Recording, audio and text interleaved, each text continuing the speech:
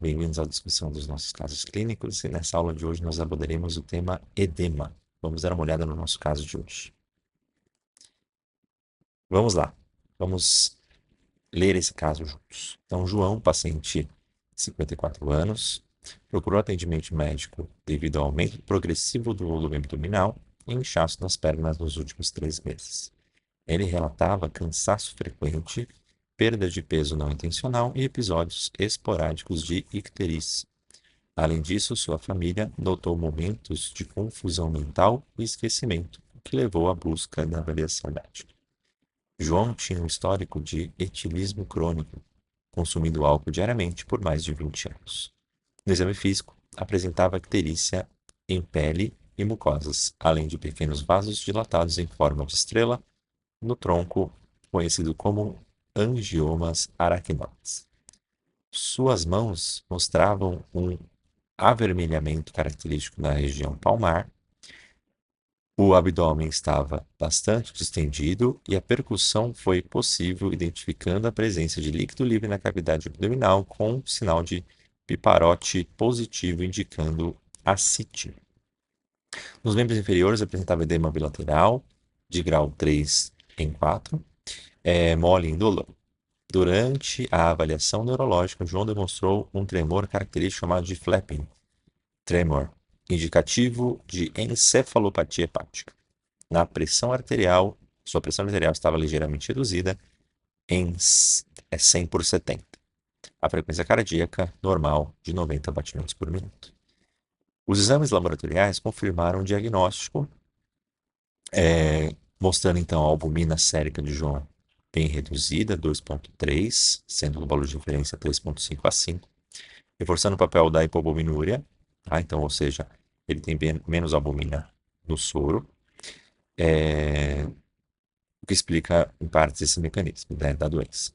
A dosagem de creatinina sérica estava em 1,3, um pouco elevada, indicando então necessidade de monitoramento em função renal, pois existe uma síndrome chamada de síndrome hepatorrenal, que poderia ser um complicador, né, dessa doença. O sódio sérico estava em 130, sugerindo hiponatremia dilucional. A gente vai entender isso melhor na discussão. Um achado comum na cirrose avançada. A análise do líquido acítico revelou gradiente de albumina plasma líquido acítico inferior a 1,1, confirmando que a ascite era secundária à hipertensão portal. Então vamos entender esse quadro. Então nós avaliamos esse paciente, é um paciente hepatopata, ele tem uma cirrose. A cirrose ela foi estabelecida, né, por 20 anos de consumo diário de álcool, né, então isso caracteriza aí, o motivo da qual se estabeleceu essa cirrose. E nós percebemos que, de fato, o fígado ele está muito comprometido, né? Você já tem um estado ali bem significativo de comprometimento. Por quê? Porque o corpo ele vai dando algumas características. Então, por exemplo, icterícia, que é o não processamento da bilirrubina, né? Então você não consegue eliminar aquela bilirrubina, ela vai acumular na pele e tecidos, em geral, peles e mucosas. Você vai tendo essa dilatação aqui de vasos na região abdominal, né? Esses angiomas aracnoides, que são basicamente acúmulo de sangue nessa região por falta de elasticidade da região hepática, né? Basicamente, você tem a fibrose ali tomando conta. Então, o paciente João, a gente tem que começar a analisar que, de fato, ó, relatam cansaço, perda de peso não intencional, episódios esporádicos de icterícia, além de sua família notou momentos de confusão mental. Então, ele ainda tem uma encefalopatia hepática relevante aqui. A pergunta aqui, né, que para estudantes aí de medicina e de outros cursos, lembrando que a gente está no bloco de fisiologia cardiovascular, é a gente entender como que esse edema ele foi formado, tá? E para ser bem específico, existem 2 pontos a serem levados em consideração. O primeiro é o mais fácil de entender, então vamos começar por ele. Quando a gente entende que a albumina ela está sendo produzida no fígado e a ausência dela pode comprometer as forças de Starling e gerar o edema, a gente está entendendo que nesse paciente é justamente isso que está acontecendo. Então, se o fígado está doente a ponto de eu não conseguir produzir essa albumina, então aqui é uma falta de produção dessa albumina, a gente vai ter a consequência da ausência dela, que é a perda, né, de pressão coloidosmótica ou oncótica. Se eu perco a pressão coloidosmótica, eu não consigo, basicamente, manter o líquido dentro dos vasos, né? O líquido pertencente ao seu sangue, ele não consegue ser mantido dentro dos vasos, então ele vai extravasar para os tecidos, caracterizando edema. Então, a ascite que esse paciente apresenta é justamente, né, esse líquido livre aqui na cavidade abdominal, caracterizado como ascite, é justamente um tipo de edema. Então, você está liberando líquido dessa região abdominal para a cavidade peritoneal. Então, você está jogando tudo lá. Inclusive, esse paciente também tem edema de membros inferiores. Então, esse edema de membros inferiores também está relacionado a essa ausência de albumina que você vai, que vai levar, né, esse paciente a não conseguir manter uma pressão osmótica e, consequentemente, vai gerar essa perda de líquido. Porém, existe uma segunda explicação para esse quadro, uma explicação um pouco mais complexa. Então vamos à segunda explicação. A segunda explicação leva sim em consideração a perda de albumina, né? Na verdade, a não produção de albumina. Então você leva em consideração que você não tem albumina, e isso gera um quadro do qual você vai perder a pressão oncótica, levando ao edema. Só que isso também gera uma segunda consequência. Só que isso a gente tem que analisar dessa forma aqui nessa imagem. Ó. Se eu tenho aqui uma obstrução, que é basicamente está acontecendo nesse fígado, né, cirrótico. Então, o fígado ele cria uma estrutura, ele se forma ali de tal modo que ele é basicamente cheio de fibrose. Então, a fibrose ela é rígida, impede o fluxo sanguíneo aqui da veia porta. E eu começo a acumular sangue nessa região inferior aqui. Tá? Então, todo o sangue vai sendo acumulado aqui. Só que isso vai gerando um problema. Então, eu vou acumulando sangue no baço, eu vou acumulando sangue nas esofágicas, aqui nas veias esofágicas, nas estomacais também. Eu vou, nas mesentéricas, eu vou criando também. Então, eu vou criando varizes em todos esses locais. Basicamente, eu estou falando que eu estou armazenando muito sangue ali. Né? Estou criando um ambiente repleto de sangue. E lá nos seus rins, esse sangue também está em excesso. Tá? Qual que é o problema disso?